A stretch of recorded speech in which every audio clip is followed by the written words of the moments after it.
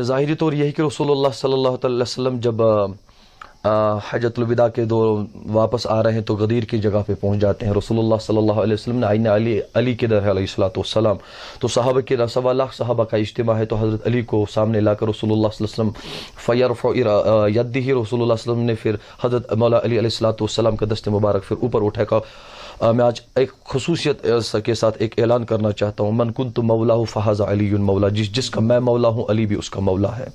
تو یہ جو اعلان ہو گیا اس ٹائم 1.25 لاکھ صحابہ کے اس اجتماع میں اعلان ہو گیا. اس وقت یہ اتحاد کی بھی طرف ہمیں ایک اشارہ دے رہا ہے. اس وقت صحابہ 1.25 لاکھ صحابہ کے اجتماع میں حضرت سیدنا فاروق اعظم رضی اللہ تعالیٰ عنہ اٹھتے ہیں اور یا رسول اللہ صلی اللہ علیہ وسلم میں بھی ایک بات اس میں بشمول کرنا چاہتا ہوں. تو حضور صلی اللہ علیہ وسلم نے اجازت فرمائی, کہا یا رسول اللہ, عرض کی یا رسول اللہ صلی اللہ علیہ وسلم, آپ نے فرمایا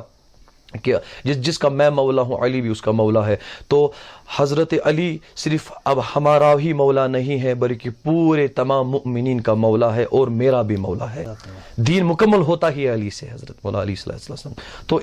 ان سے روحانی استفادہ فیض حاصل کرنے کے لیے قیامت کی صبح تک روحانی فیض حضرت مولا علی علیہ الصلوۃ والسلام سے ہے. اور الحمدللہ ہم اعلان غدیر کے قائل ہیں, ماننے والے ہیں, اور جو اعلان غدیر کا منکر ہوگا وہ رسول اللہ صلی اللہ علیہ وسلم کا منکر ہے, اور جو رسول اللہ صلی اللہ علیہ وسلم کا منکر ہے وہ قرآن کا منکر ہے, جو قرآن کا منکر ہے وہ اللہ کا منکر ہے, جو اللہ کا منکر ہے وہ تو دائرے اسلام سے خارج ہوتا ہے. تو اس کے متعلق ایک تحقیق میں نے کی ہے کہ اس کے متعلق رسول اللہ صلی اللہ علیہ وسلم جتنے بھی احادیث فرمائی ہیں وہ ساری جو احادیث ایک ہی متن پر ہے, من کنت مولاہ فہذا علی مولاہ, جس کا میں مولا ہوں اس کا علی بھی ہوں. یعنی کہ ہر ایک تناظر میں جو آپ کام مجھ سے ابھی تک لیتے تھے, اب تو میرے بعد نبی نہیں آئے گا لیکن ولی تو ضرور ہے, علی ولیہ تو ہے. اب میرے جتنے بھی کام آپ مجھ سے کرواتے تھے, چاہتے تھے, میں کرتا تھا, آپ پوچھنے آتے تھے, اب میرے بعد جو سپرد کر رہا ہوں ولایت کا سرچشمہ حضرت مولا علی علیہ الصلوۃ والسلام ہے. اور جو روحانی اسپیکٹ اس کا جو ہے وہ یہ ہے کہ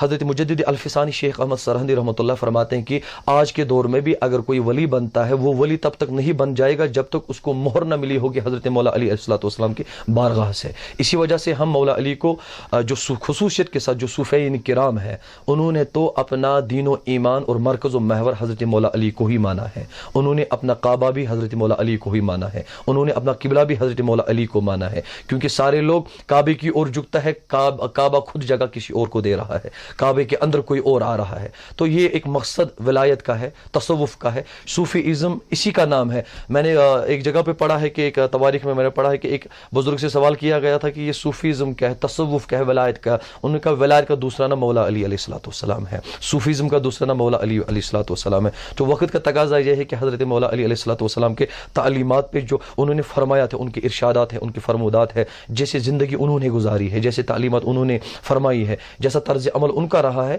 وہ اپنی زندگیوں میں اتارے, وہ اپنے وجود میں اتارے اور ان کی نقل کر کے اپنی زندگی کو کامیاب کر دیجئے, چاہے وہ فزیکلی ہو, سپریچولی ہو, کسی بھی اندازے سے ہو. یہ معاملہ آج کا ہے انشاءاللہ المستعان. تو ہم عید غدیر کے قائل ہیں ہم, اور انشاءاللہ المستعان آنے والے مستقبل میں ہم اس کے متعلق بھی پروگرامز بھی کر رہے ہیں, اور ہم اپنے آرگنائزیشن کے ذریعے سے بھی کرتے ہیں پروگرام. جتنے بھی عید غدیر کے بھی پروگرامز آتے ہیں وہ سب انشاءاللہ المستعان ہم کرتے ہیں, اور لوگوں کو بھی یہ تلقین کرتے ہیں, یہ